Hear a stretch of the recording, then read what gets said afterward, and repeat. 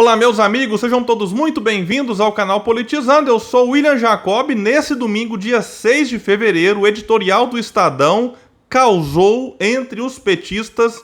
E assim, eu tenho que trazer aqui algumas reflexões importantíssimas sobre ele, porque tem coisa aqui que pode anotar aí. Vai ser falado lá na campanha com riqueza de detalhes. E se muitos petistas estão neste momento enfurecidos e preocupados com esse editorial, é porque ainda não sabem o que vai acontecer na campanha, porque o Brasil vai ter que encarar algumas verdades difíceis de engolir.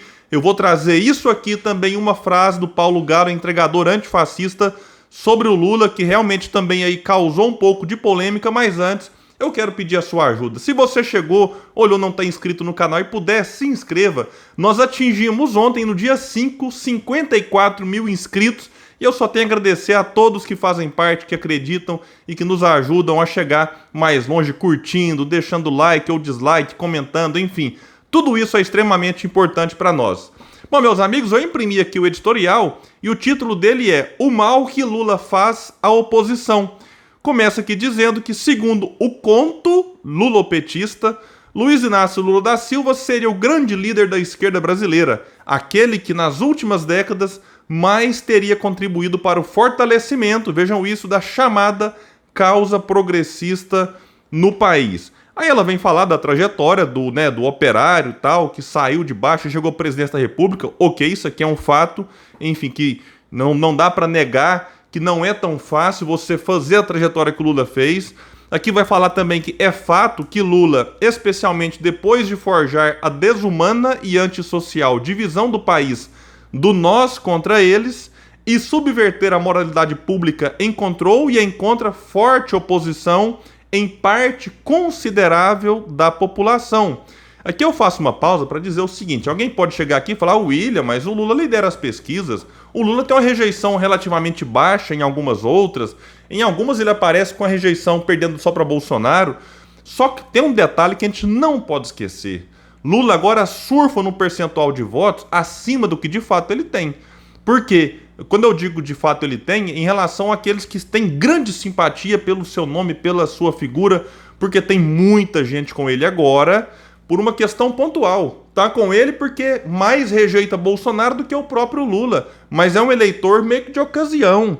Vamos ver como que esse eleitor vai se comportar daqui para frente. Continua o editorial dizendo: seria equivocado, no entanto, imaginar Lula como grande benfeitor da causa da esquerda, tal como narra o conto lulopetista. Sim, se a gente for lembrar lá, depois da redemocratização, o grande líder, o mais temido inclusive pela ditadura, era Brizola. E os movimentos feitos ali, muitos apontam, inclusive com o apoio do ministro Golbery, foi justamente para tentar sufocar Brizola, a maior liderança progressista, digamos assim, na ocasião. Então isso aqui, não dá para agora achar que o Lula criou o movimento progressista, que o Lula é isso, que o Lula é aquilo, ignorando aquilo que aconteceu antes do Lula, inclusive no surgimento do próprio Lula. Tem muitos vídeos polêmicos, enfim, sobre isso.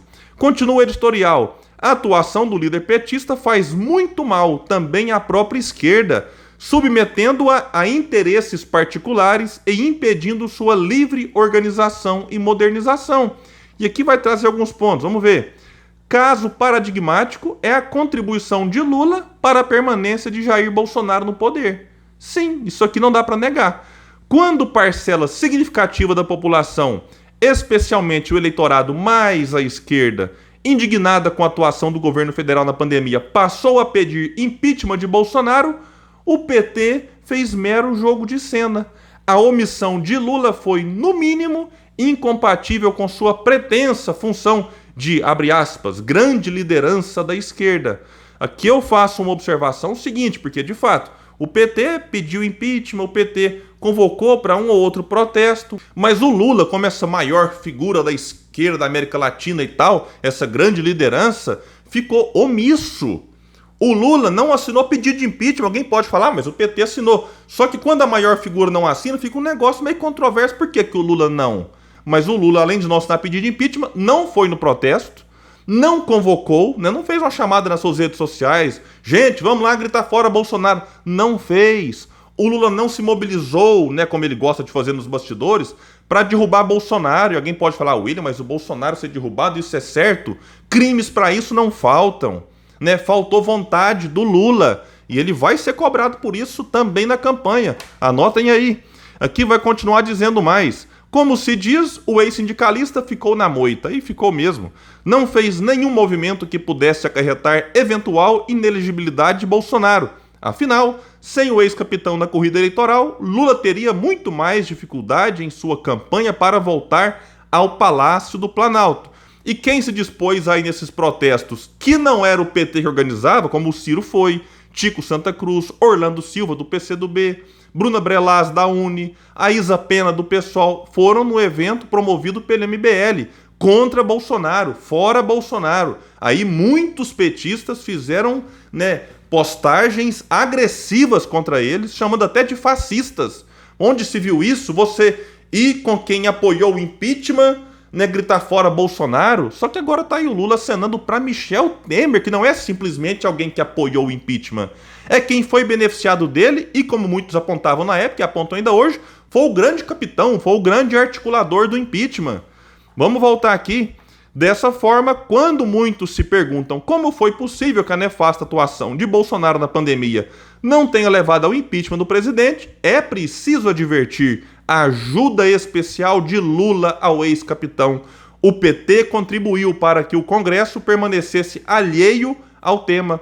Vale lembrar também que Lula, que agora procura expandir os contornos de sua candidatura, fazendo tratativas com políticos mais à direita, proibiu expressamente Haddad de fazer movimento similar em 2018, até mesmo no segundo turno.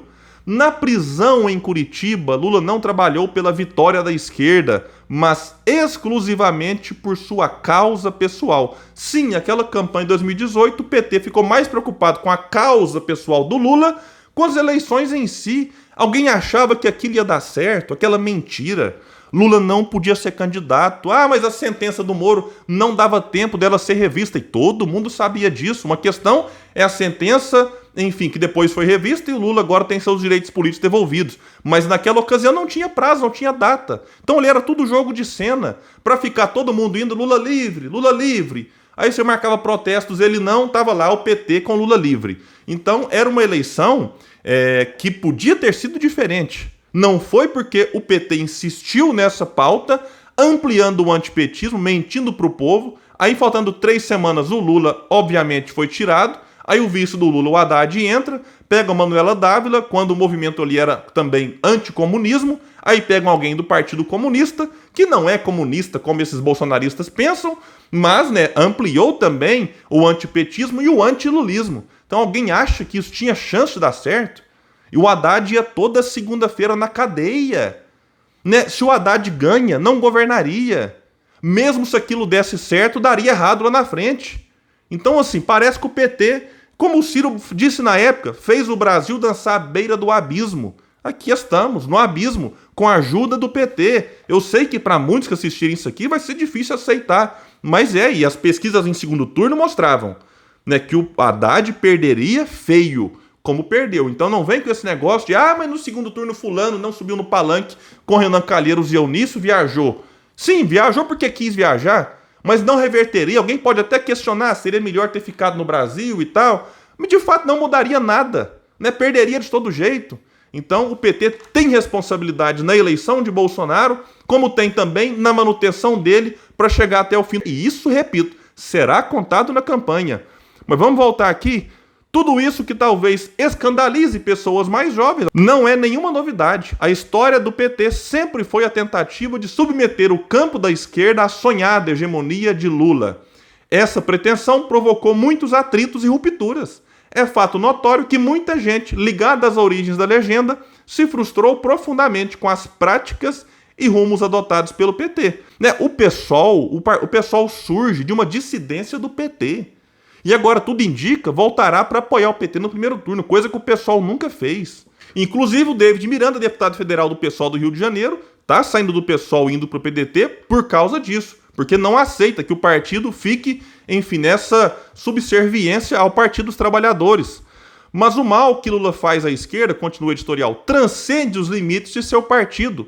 Tal pretensão de hegemonia abastardou o debate e articulação de propostas políticas sérias mais à esquerda. Muitas vezes, a discussão de ideias e projetos no chamado campo progressista, tão necessária para uma democracia plural e madura, ficou inviabilizada pela atuação de Lula e de sua legenda, que, incapazes do diálogo, não tinham maiores pudores em impor seus interesses. Que quando eu disse que o editorial foi quase impecável, porque quando falou que de 2018, faltou até citar os movimentos que o Lula fez da cadeia para prejudicar Ciro Gomes. E aqui continua, já indo para o final o editorial, a campanha de desinformação do PT em 2014 contra a então candidata do PSB à presidência, Marina Silva, é apenas um exemplo, né, entre muitos, de como o Lula trata quem é de esquerda, mas não lhe presta vassalagem. Diante disso, compreende-se o fenômeno que se vê neste início de ano, a resistência de políticos com um pouco mais de experiência que já sentiram na pele o modus operandi lulopetista, a apoiar a pré-candidatura de Lula. Aqui eu poderia citar também Marina Silva, a própria rede tem ali agora um movimento interno de gente favorável a apoiar Lula, um grupo mais ligado ao Randolph, mas o grupo mais ligado a Marina Silva e Heloísa Helena resistem a esse apoio e elas, né, particularmente, têm mais preferência por Ciro Gomes. Eu poderia citar o próprio Ciro, né, que é alguém desse campo. O Ciro se define centro-esquerda, que de 2018 passou um risco no chão e de lá para cá tem demonstrado, olha, com o PT não dá mais. Né, o Ciro apoiou o PT várias e várias vezes, mas depois do que o PT fez em 2018, demonstra total falta de compromisso com o país e um compromisso único do partido com o Lula e com o próprio PT, né? E para finalizar, o último parágrafo do editorial vai dizer: a rigor, não é a direita que sofre com Lula. Só faço um parênteses, até porque quando o Lula foi eleito presidente, ele pegou um deputado federal eleito pelo PSDB, naquele momento considerado ali então um partido de direita, e colocou onde? No Banco Central. Esse se chama Henrique Meirelles, banqueiro que fez carreira no Banco de Boston. Então isso aqui, enfim, talvez nem a direita teria tamanha audácia. O Lula foi lá e fez. E continua dizendo que quem mais padece e se vê tolhido pelo lulopetismo é o próprio campo da esquerda democrática e responsável, que, entre outros danos sofridos, se torna invisível para grande parte da população, ofuscado por um político parado no tempo que só se ocupa de si mesmo. Impecável, só que isso aqui tem grande chance de mudar, porque meio que existe um sentimento na sociedade de que o tempo do Lula passou. Quem vier aqui e tiver simpatia, paixão, amor pelo Lula, não tem problema, cada um, enfim, sente o que quiser. Mas é importante entender, será que a gente vai ter que encarar o mesmo candidato de 89 agora em 2022? Né? Será que o PT não tem outro quadro importante, enfim, para apresentar uma nova liderança? Será que vamos ter que aceitar tudo girando em torno do Lula? Então é necessário com que as forças progressistas entendam, né, que tem outras possibilidades. Por exemplo, Ciro Gomes está em terceiro lugar nas pesquisas, lutando, né, entrevista dia, noite, podcast, escreve livro, artigo, oferecendo projeto, oferecendo propostas, ideias. E o Ciro pode, inclusive, chegar ao segundo turno. O Lula, na minha opinião, já está lá. Com apoio do PSB, sem apoio do PSB, com apoio do Randolph ou sem apoio do Randolph, o Lula já está no segundo turno. Por quê? Tem 25% da população, 30%, que o Lula pode fazer o que quiser, que vai estar apoiando ele. Então, o apoio de progressistas que leem esse editorial, por exemplo, aqui, e a ficha vai caindo, pode ser importante para o Ciro. O que a gente não pode achar é que, assim, só tem Lula como opção. Não tem, isso é uma mentira. A gente sempre teve outras opções em todas as eleições. E eu fecho esse vídeo com uma frase do Paulo Galo que é importante. Paulo Galo é entregador antifascista, muito conhecido entre os progressistas, e ele foi entrevistado e disse o seguinte: o Lula é importante. Superar o Lula é mais importante ainda. Então é isso, né? Aqui vai dizer, inclusive, na entrevista, que o Paulo Galo defende os governos petistas, mas acha que é preciso avançar além do consumismo. Bom, meus amigos, então é isso. Eu fico por aqui, deixando links no comentário fixo e até o próximo vídeo no canal Politizando. Valeu!